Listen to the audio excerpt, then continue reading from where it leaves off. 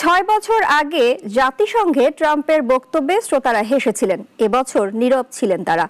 ভাষণে ট্রাম্প ইউরোপের সমালোচনা করেছেন সবচেয়ে বেশি। তার কথায় উঠে এসেছে জাতিসংঘের প্রতি ক্ষোভ আর আত্মপ্রশংসা। বিস্তারিত জানাচ্ছেন শাশ্বতী সরকার। জাতিসংঘের সাধারণ পরিষদে এবারের অধিবেশনে সবচেয়ে আলোচিত ভাষণ দিয়েছেন মার্কিন প্রেসিডেন্ট ডোনাল্ড ট্রাম্প।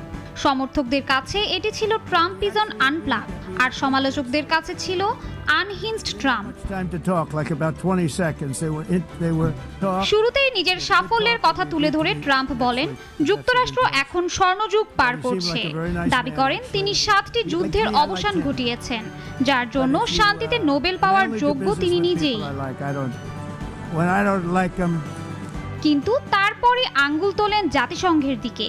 ট্রাম্প বলেন, বিশাল সম্ভাবনা থাকা সত্ত্বেও সংস্থাটি কাজের কাজ কিছুই করছে না।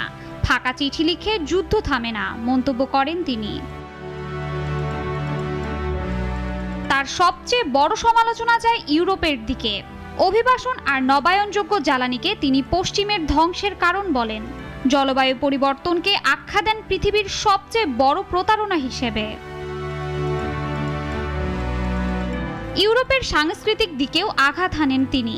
বলেন, নিয়ন্ত্রণহীন অভিবাসন ইউরোপের জুডেও খ্রিস্টান ঐতিহ্যকে হুমকিতে ফেলছে।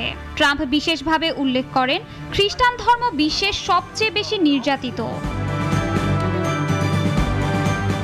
সবচেয়ে গুরুত্বপূর্ণ অংশ ছিল রাশিয়া ইউক্রেন যুদ্ধ প্রসঙ্গে।